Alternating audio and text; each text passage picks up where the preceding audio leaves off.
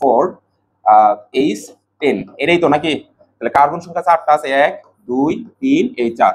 তাহলে আমি কঙ্কাল গঠন যদি করি গত ক্লাসের নিয়ম অনুযায়ী 4 হাত দেখালে এটা এটার সাথে একক বন্ড হয়ে গেল, এইরকম ভাবে দিলাম, এরকম দিলাম, আর এইরকম ভাবে দিলাম।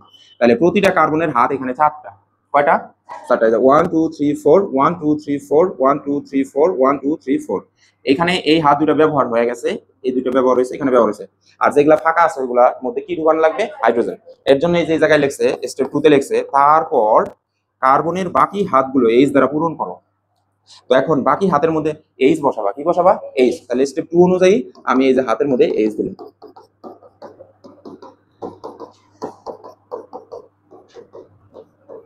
এই যে এইচ হয়ে গেল।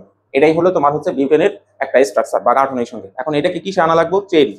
চেইন স্ট্রাকচারে আনলে আমরা আনবো এখন 1 2 3 লিখলাম CH3 bond, 1 2 CH2 bond, CH2 bond, CH3। তার আরেকটা স্ট্রাকচার হলো এরকম টান দেয়া CH3, এইটা লিখলাম CH2, আর একটা নিচের দিকে অর্থাৎ এটা লিখবো এখন এই জায়গায় CH2 বন্ড CH3। মনে আছে তো?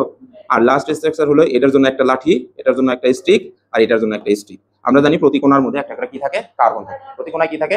কার্বন। আর এইটার স্ট্রাকচার হলো, যদি এটা হলো আমরা বন্ড ছাড়া লিখি তাহলে আমরা লিখবো CH3 CH2 CH2, অর্থাৎ এটা লিখলাম, এটা লিখলাম, এটা লিখলাম, এটা বাকি এই CH3।